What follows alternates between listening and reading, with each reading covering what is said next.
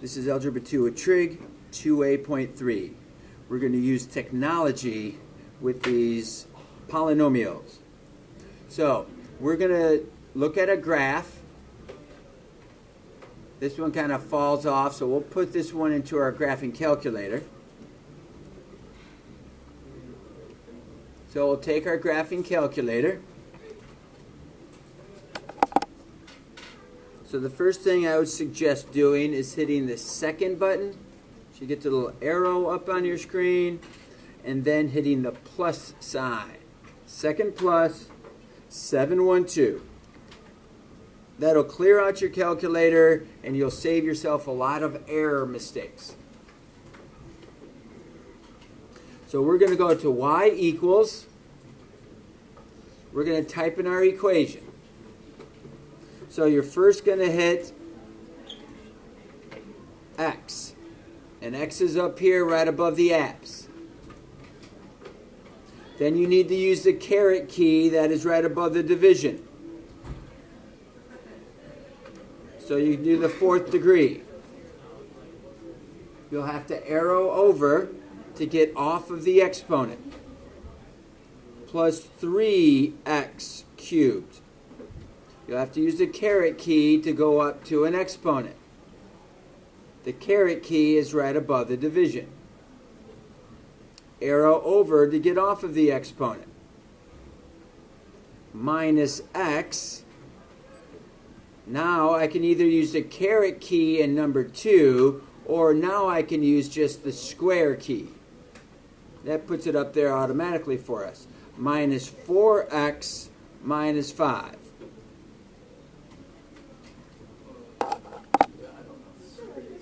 So now we're going to hit the graph, and we'll watch it go through. And you can see that right on your screen. Now what's going to help us in future little calculations here is if we go to Window, we come down to Y minimum. We're going to need to move our graph up a little bit. So that means we want to push our Y values a little bit bigger. So let's go, it doesn't really matter what you type in here, but maybe 20. In Window, hit 20. And then you can graph it, and you can now see that my Y is much longer. It's twice as far. We're going 20 little pixels down. That's just going to give us room for when we do our calculations, and they show in here that we'll still be able to see our graph. Wait, so you put the line in? So now when we go to graph, we see that. We're going to look for x-intercepts. So our x-intercepts are where your graph is crossing the x-axis. If you hit trace and just go near it, you're never going to hit a y value that is exactly 0. So that's not going to be good enough. Trace will never work. Don't use trace. But it is okay to use second trace, because that's going to be a calculation that we can use. Which word in here are we going to use to find where an x-intercept is? 0. Otherwise known as a 0. So that's going to be the number 2, and we hit enter.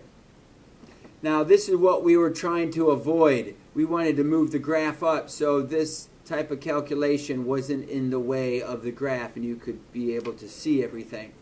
So we're going to take this information that says left bound, so we need to be left from the answer that we're looking for. This is the answer we're looking for, so we need to be left of it, and I hit enter. Now it asks us to be right bound, so I need to arrow over so I am to the right of that answer. Anywhere to the right of it will work. I'm just barely to the right of that answer, and I hit enter. Now it says guess. Because we narrowed down our left bound and our right bound so perfectly, guess I can just hit enter. So there is my 0 of the function. Negative 3.07 comma 0. That is my x-intercept. That is my 0 of the function. Now, to find the other 0, which is over here, I would have to repeat those calculations. Start with the second key. Then go to trace. Then move down to 0 with my arrows. Or just hit the number 2 and hit enter. Arrow over, so I am to the left of what I'm considering to be my 0. Anywhere to the left. That's to the left of it. I hit enter. Move to the right of it. That's going to be on the other side of the x-axis. And hit enter.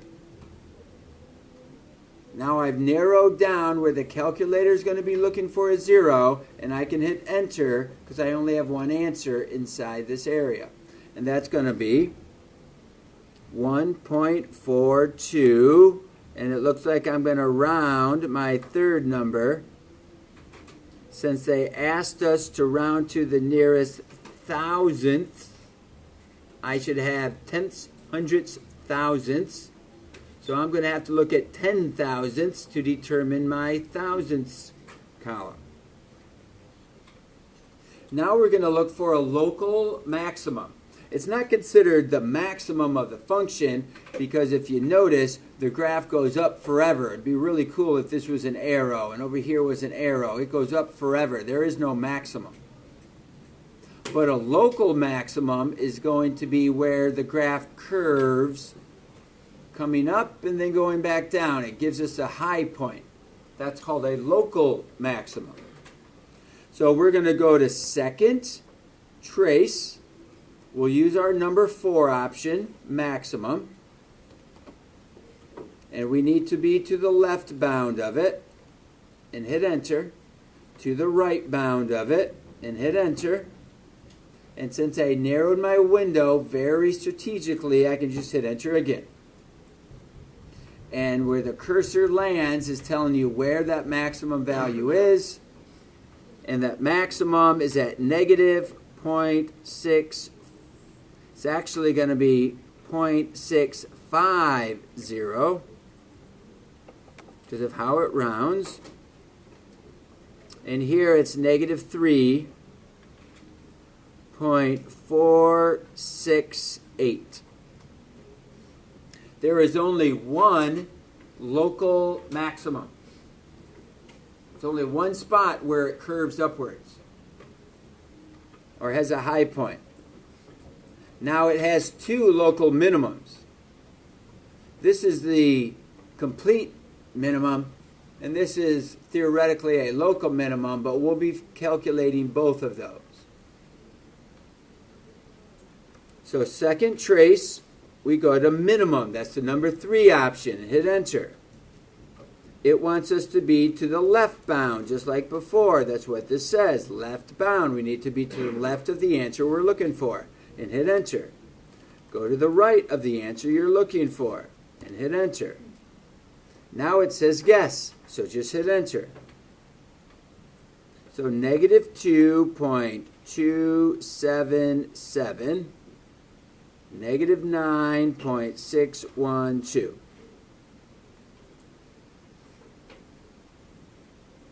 You should be able to get your calculator to say the exact same number.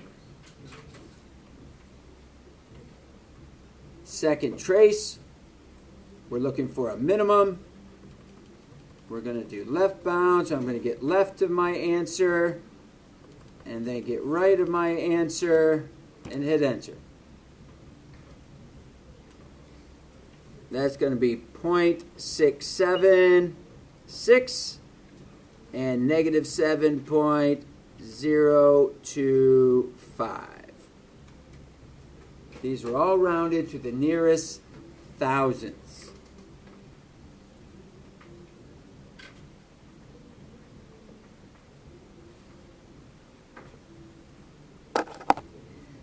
So now we're going to come down and talk about a cardboard that is apparently 15 inches by 12 inches. We're going to make a box out of this 12 by 15 piece of cardboard. The box will be formed by making cuts in the diagram and folding up the sides. So we're going to pretend for a moment that this is our cardboard. We're going to make cuts that essentially are just a square. Take that square and cut it out.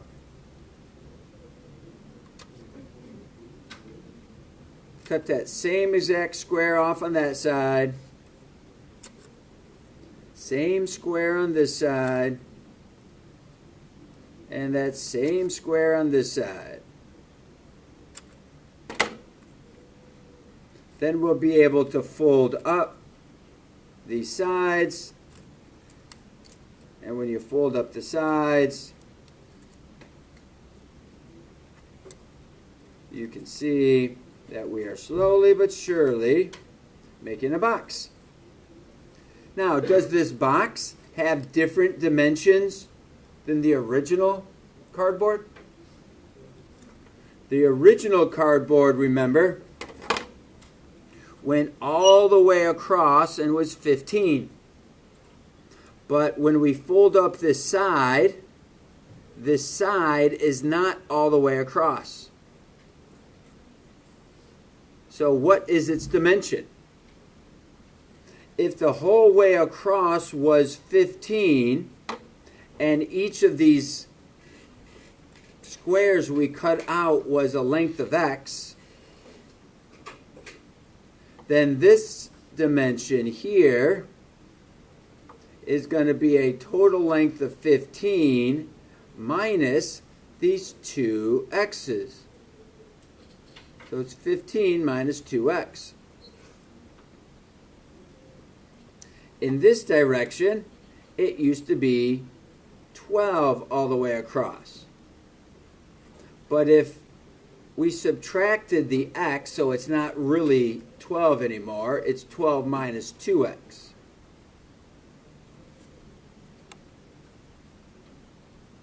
So that's my length and my width. That's the actual area of the bottom of this box. How tall are the sides of the box?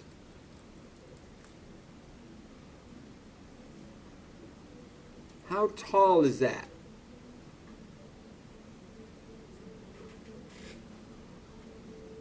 Well, it's the height of x. So we have a length, a width, and a height. So to write our equation, volume is going to be length times width times height. My one dimension is going to be 12 minus 2x. My other dimension is 15 minus 2x. And my third dimension, the height of the box, is just going to be x. Now, we don't usually like to write a monomial last. We typically like to write the monomial first. So I'm going to write the x over here on this side. So now we have three dimensions. It's a box. Length times width times height.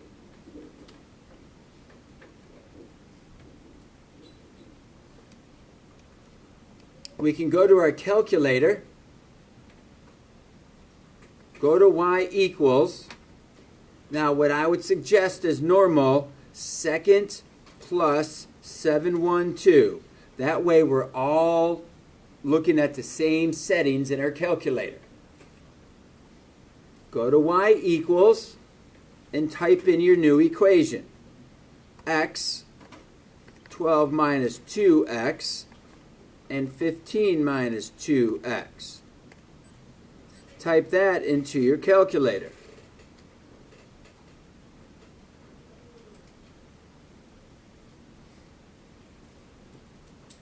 So once you type in your equation, I hit graph, and I don't really see everything that I was hoping to see. I think there'd be some more movement than that. Yeah, mine was sticky. So now we look at our graph, and it's difficult to see what we're supposed to be. We would expect there to be 3 zeros going on in here. So I'm going to look at my table. Second table. our second graph, which shows me the table. Now if I look here, my graph should actually be going through 0, 0. I don't really see it in my little screen, but it might actually be going through there. By the time it gets to x is 1, it's way up at 130. Then it gets up to 176. Then it starts to come back down. And we see it coming back down at 6 is 0 again. It goes down, then it starts to head back up. And then it goes up forever.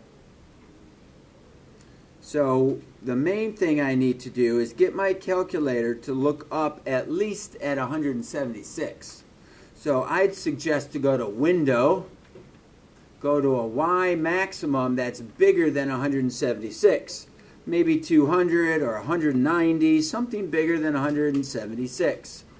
And when you graph that, you can then see that the graph is coming here. It's curving up to a maximum point. It's going down and coming back up. We are interested in this spot right up here. What is this value?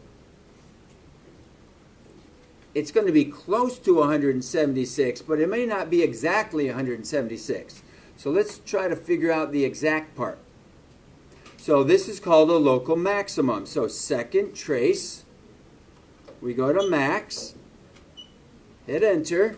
We need to do left bound. So I need to move my cursor so it's to the left of that answer, hit enter. Move my cursor so it's to the right of that answer. And then I hit enter again. And there's my x value that is going to maximize my volume. This is volume. This is your maximum x. If the x is too small and you didn't cut the cardboard perfectly, you're not going to have a very big volume. And if you cut it too big, your volume is going to be too small. And then you get into this weird part down here, which theoretically wouldn't exist in our calculations, but okay. So, how long should the cut be? The cut should be 2.21. 2.21 inches. What is the maximum volume? The maximum volume is 177.23 inches cubed. These are cubic inches. What are the dimensions of the box? Well, our height is going to be x, which is 2.21. And then our other two dimensions, you can call one length if you want, doesn't matter which one. 12 minus 2 times 2.21. You can calculate that.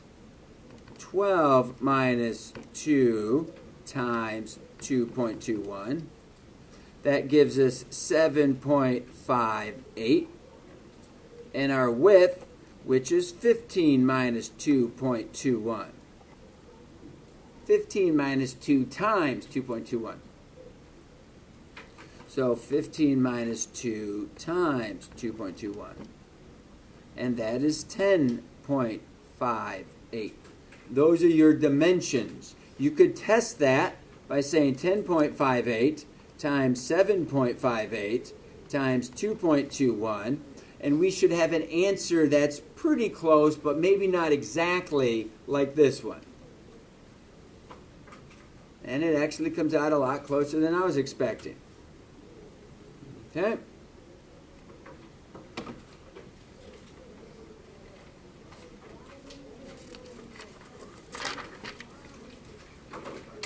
On our flip side, when given a set of points, we have used a quadratic regression in our calculator to find a model that fits the points. But what if the points do not suggest a quadratic model? What if we know the type of higher order polynomial model that we're looking for?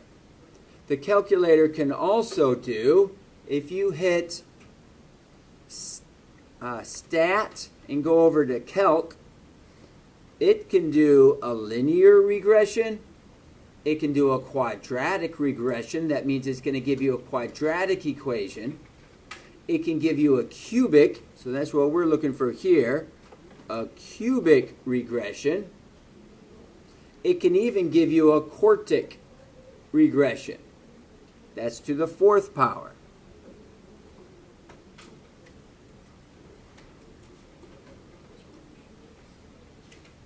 So if we're going to come down here to this set of data,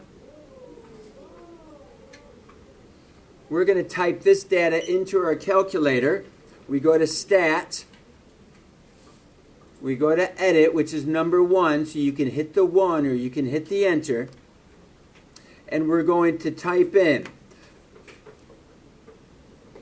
I'm not going to type in 1987. I'm going to type in the years since 1987.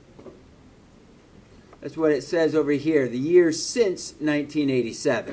So 1987 would be considered 0, and then 1, 2, 3, 4, 5, 6, 7, 8. 0, 1, 2, 3, 4, 5, 6, 7, 8. Those are all the x values. And then you type in your y values, are the values right below it. You need to type them in correctly or you're going to get a different set of answers.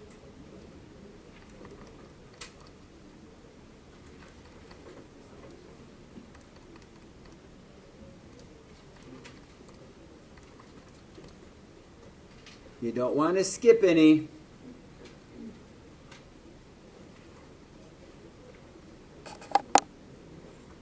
So next, we're going to go to Stat, over to Calc, and we're going to go down to, they're asking us to look at a quartic. So we're going to do a cubic. We're going to go to cubic equation. So we're down to number 6 and hit Enter.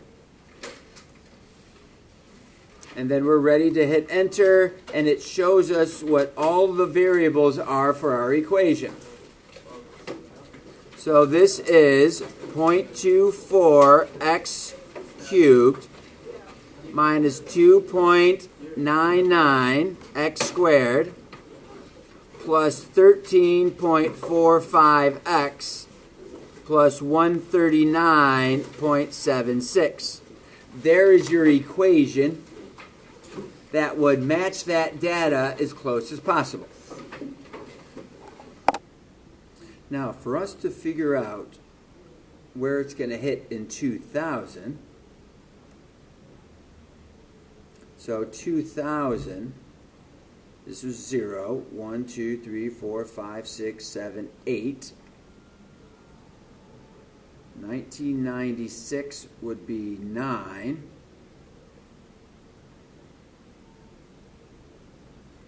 1997, 1998, 1999, and 2000. So if this was 8, this would be 9, 10, 11, 12, 13. So we'd be looking where x equals 13. So x is 13 in our table.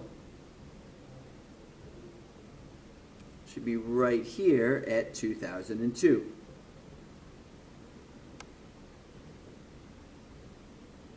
Another way that we could do that, we want to know,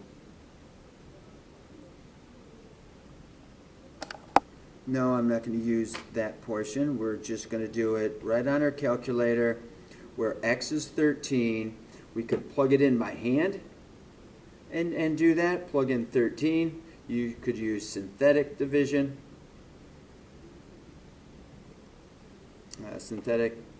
Let's try something. Just going to try my coefficients. See if this is going to work for us. I'm just curious.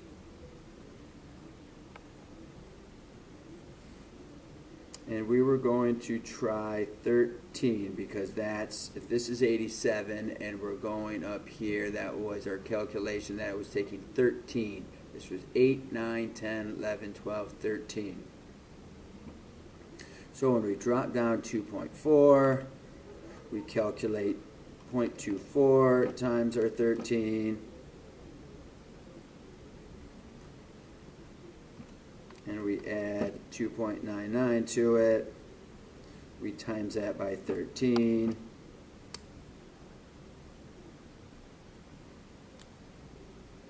We get 1.69, and we add 13.45 to it. Times that by 13. And we get 196.82. And add 139.76 to it.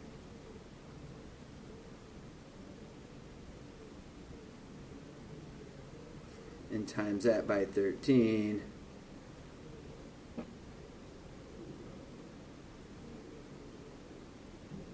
No, we don't times that by 13. It would be this value. Alright, so this is our equation. I showed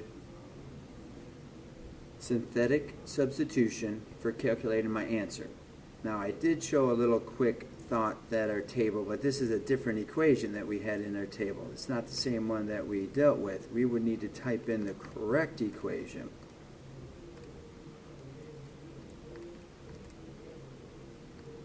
So this would be another way for you to get your approximate value.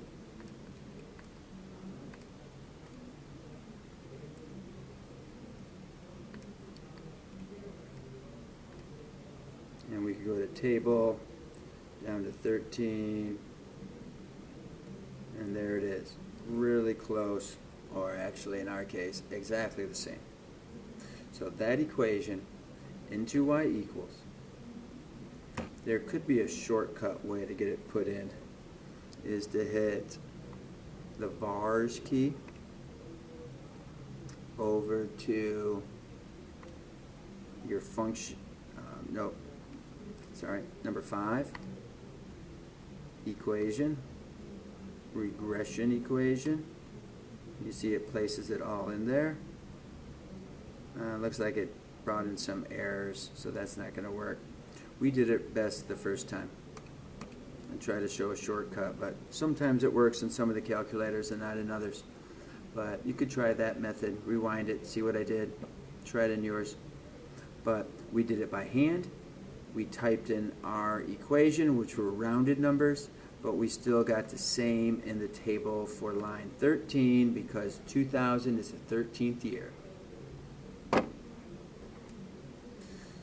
So 336, I believe this is thousands of dollars because it's the average price of a house.